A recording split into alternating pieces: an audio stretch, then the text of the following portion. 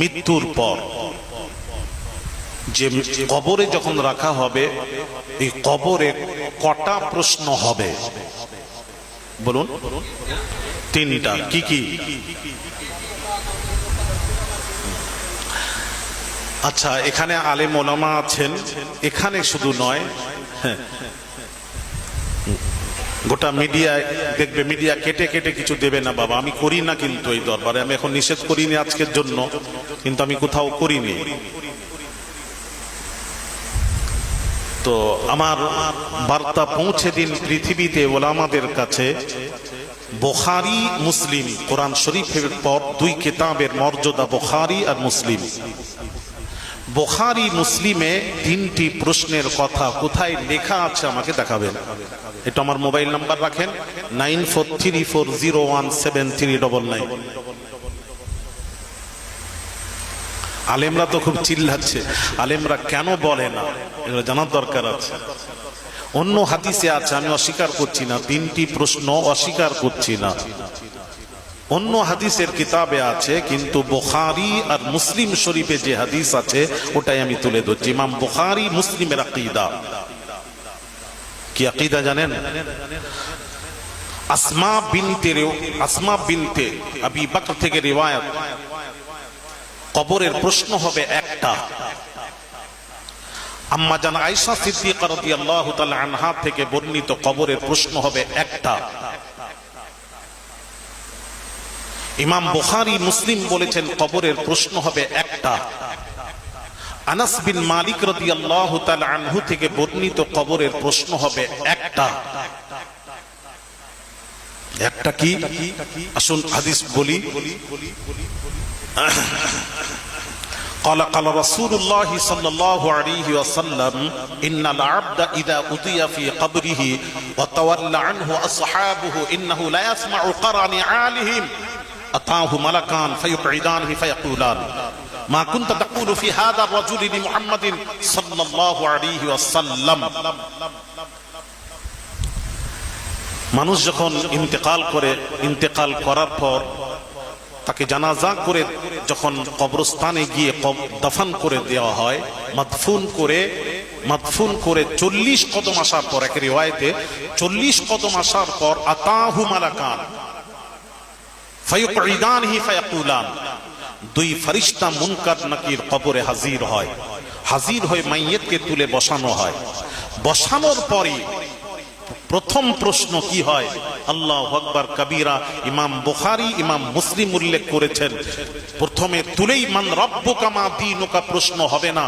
প্রথম প্রশ্ন ইমাম বুখারী ইমাম মুসলিম বলেছেন, আনাস বিন মালিক রাদিয়াল্লাহু তাআলা আনহু থেকে বর্ণিত প্রথম প্রশ্ন হবে মা কুনতা তাকুলু ফি হাদার রাজুলি মুহাম্মাদিন সাল্লাল্লাহু আলাইহি ওয়াসাল্লাম।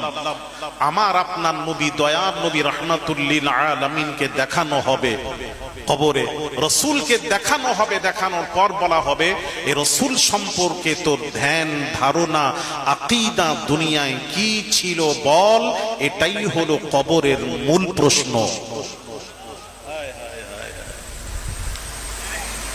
শোনো ছেলেরা, মা বোনেরা একটু ভালো করে শোনেন, এটাই মূল প্রশ্ন। যেই রাসূলকে দেখিয়ে বলা হবে ইনার সম্পর্কে, ইনাটা কি নাম ধরে বলা হবে, নাম যখন বলা হবে কি প্রশ্ন কি ইমতিহান সবই তো বলে দিল ফেরেশতা, মুনকার নাকির তো সবই বলে দিলেন, নামও তো বলে দিলেন। বলে দিয়ে বলবেন ইনার সম্পর্কে দুনিয়াতে তো ধ্যান ধারণা আকীদা কি ছিল বল, কি ওয়াজ क्या कहा करता था माजी इस्तिमरारी, इनके बारे में क्या कहा करता था, কি ওয়াজ করতিস। নবী লেখাপড়া জানেন না, নবী উম্মি নবী ছিলেন, নিরক্ষর নবী ছিলেন, নবী পেতেন না, নবী শুনতে পেতেন না, শুনেননি, নবী গায়েবের খবর জানেন না, কি ওয়াজ করতিস। এটাই হলো কবরের মূল প্রশ্ন। বল ইনকে বারে মে তোমারা আকীদা क्या था, क्या कहा करता था।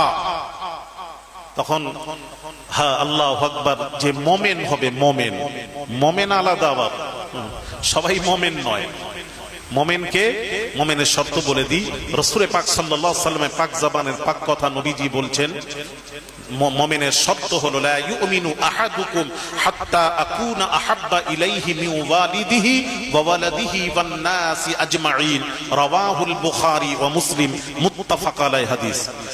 আল্লাহর নবী বলেন মুমিন হতে পারবে না ওই ব্যক্তি যে নাকি বিবি ছেলে টাকা পয়সা আত্মীয় স্বজনকে আমি রাসূলুল্লাহ চেয়েও যে বেশি ভালোবাসলো সে কখনো মুমিন হতে পারবে না। নবীজি বলেন মুমিন ওই ব্যক্তি যে নাকি বিবি ছেলে টাকা পয়সা আত্মীয় স্বজন এমনকি নিজের জীবনের চেয়েও আমি রাসূলকে যে ভালোবাসলো ওই ব্যক্তি হলো কামেল মুমিন। তাহলে মুমিনের শর্ত রাসূলুল্লাহর ভালোবাসা। মুমিনের শর্ত কোথাও নবী বলেননি, থাকলে ওলামারা বলবেন আমাকে, আমার জানা নেই বলছি। যদি ওলামারা পেয়ে থাকেন আমাকে অনুরোধ করে আমাকে জানানো দরকার। আমাকে তো লক্ষ লক্ষ মানুষ, আমাকে পুরো ভারতবর্ষ পুরো বাংলাদেশ আমাকে ঘুরতে হয়, বড় বড় মুহাদ্দিস মুফাসসির আমার ওয়াজ শুনে, আমাকে একটু জানিয়ে দেবেন দয়া করে। মুমিনের শর্ত রাসূল বলেছেন যে 5 ওয়াক্ত নামাজ পড়বে, রোজা রাখবে, হজ করবে, সেই হলো মুমিন। কোথায় বলেছেন একটু দয়া করে দেবেন। মারামারি না, লড়াই করতে আসিনি, জানতে এসেছি। জানা নেই যেটা আপনারা জানাবেন। কোথায় বলেছেন? নবী এটা বলেননি যে যে নামাজ পড়লো, রোজা রাখলো, হজ করলো, যাকাত দিল সেই মুমিন। বাবাজি মাজাহিরে হক, মিশকাতে সারা মাজাহিরে হক খুলে দেখুন। রাসূল যখন এই কথা বললেন, উমর প্রেজেন্ট ছিলেন। উমর কি বললেন জানেন?